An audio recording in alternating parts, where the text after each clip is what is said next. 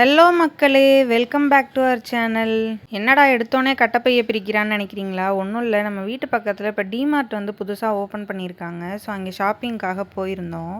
நான் நிறைய இடத்துல டிமார்ட் போயிருக்கேன். இங்கே வந்து எனக்கு பக்கத்தில் இல்லையே அப்படின்னு ஃபீல் பண்ணிகிட்டு இருந்தேன். பெருங்குடியில் தான் இருந்துச்சு. ஸோ அது எனக்கு கொஞ்சம் டிஸ்டன்ஸ் அதிகம் போயிட்டு வர்றது. அதனால் அதை அவாய்ட் பண்ணிவிட்டு ஃப்ளிப்கார்ட்டில் தான் க்ரோசரிஸ்லாம் வாங்கிட்டு இருந்தேன் இவ்வளோ நாளாக.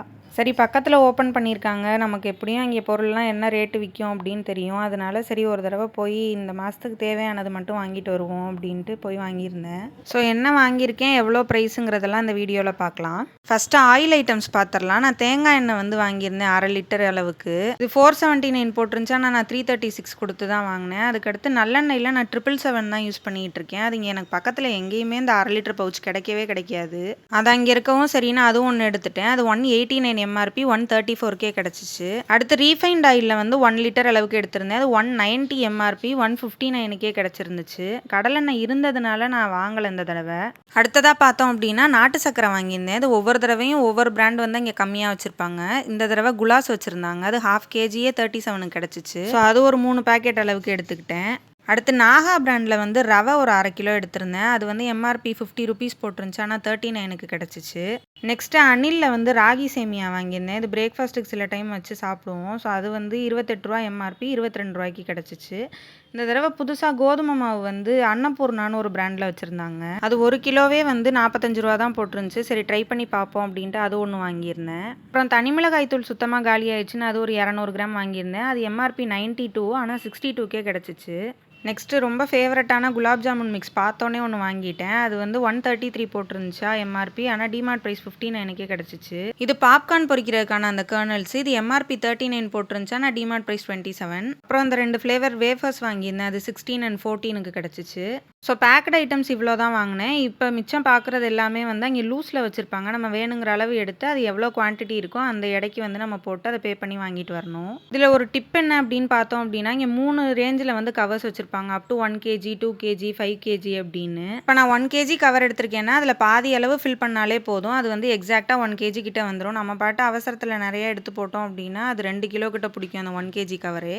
அதனால அது கொஞ்சம் பார்த்து எடுத்துக்கணும். ஏன்னா நம்ம அளவெல்லாம் கூட்டவோ குறைக்கவோ முடியாது. எடுத்துருக்கிறதுக்கு அப்படியே ஸ்டிக்கர் ஒட்டி கொடுத்துருவாங்க. ஸோ கவனமாக எடுத்தோம்னா நமக்கு கரெக்டாக இருக்கும். இப்போ ஃபஸ்ட்டு வந்து நான் சாப்பாட்டு அரிசி எடுத்திருந்தேன். புதுசாக ஒரு நெய்க்கிச்சடி அரிசின்னு போட்டிருந்துச்சு. சரி ட்ரை பண்ணி பார்க்கலான்னு எடுத்திருந்தேன். கிலோ 54 ரூபா போட்டிருந்துச்சு. நான் எடுத்த அளவு வந்து ஒரு 3/4 கிலோ அளவு இருந்ததுனால 41 ரூபா அதுக்கு வந்து போட்டு கொடுத்துருந்தாங்க. அடுத்ததாக பாசிப்பயிறு வந்து எனக்கு கொஞ்சமாக இருந்தால் போதும்ன்ட்டு தான் நான் கம்மியாக எடுத்திருந்தேன். அது கிலோ வந்து 114 ரூபா. நான் எடுத்திருந்தது வந்து கிட்டத்தட்ட 1/2 கிலோ இருந்துச்சு. அது ஒரு 51 ரூபாய்க்கிட்ட வந்துருந்துச்சு. ஸோ அந்த மாதிரி நம்ம வேணுங்கிற அளவு கேல்குலேட் பண்ணி அளந்து போட்டோம் அப்படின்னா நமக்கு அதிகமாகவும் போகாது. இப்போ அடுத்ததாக பாஸ்மதி ரைஸ் வந்து எடுத்திருந்தேன். அது கிலோ வந்து 92 ரூபா போட்டிருந்துச்சு. நான் எடுத்திருந்தது வந்து 1/2 கிலோக்கும் கொஞ்சம் அதிகமாக இருந்ததுனால எனக்கு 58 ரூபா வந்து வந்துருந்துச்சு அதுக்கு. அடுத்ததாக நிலக்கடலை வந்து எடுத்திருந்தேன். அதுவும் எனக்கு கம்மியாக போதும் அப்படின்னு சொல்லிட்டு தான் எடுத்திருந்தேன். அது ஒரு 218 கிராம் இருந்துச்சு. கிட்டத்தட்ட 1/4 கிலோ. கேஜி 175 இருந்ததுனால இதுக்கு 38 ரூபா வந்துருந்துச்சு. அடுத்து சுகர் வந்து ஒரு கிட்டத்தட்ட 800 கிராம் கிட்ட எடுத்துட்டேன். அது கிலோ 44 ரூபா போட்டிருந்துச்சு. நான் எடுத்திருந்த அளவுக்கு அது ஒரு 38 ரூபா வந்துருந்துச்சு. அடுத்ததாக துவரம்பருப்பு வந்து எனக்கு சுத்தமாக காலி ஆயிடுச்சு. அதனால அது 1 கிலோ அளவுக்கு எடுத்திருந்தேன். அது எல்லாமே வந்து அப் டு 1 kg கவர் தான். நான் எடுத்திருந்தது 1 கிலோ 100 கிராம் கிட்ட இருந்துச்சு. அதுக்கு 124 ரூபா கிலோன்னு 136 ரூபா எனக்கு வந்துருந்துச்சு. இது எல்லா பொருளுக்கும் மொத்தமாக சேர்த்து 1587 ருபீஸ் வந்து வந்துருந்துச்சு. நான் அந்த பில்லையும் ஆட் பண்ணியிருக்கேன். எல்லாத்தையும் அரேஞ்ச் பண்ணி வைக்கணும். எனக்கு எல்லாத்துலேயும் கொஞ்சம் கொஞ்சம் லெஃப்ட் ஓவர்ஸ் இருந்ததுனால மொத்தமாக காலி பண்ணிவிட்டு க்ளீன் பண்ணிவிட்டு அரேஞ்ச் பண்ணி வச்சுக்கலாம் அப்படின்ட்டு எல்லாத்தையும் இப்போ ஒரு பேஸ்கெட்டில் மொத்தமாக அரேஞ்ச் பண்ணி வச்சுட்டேன்.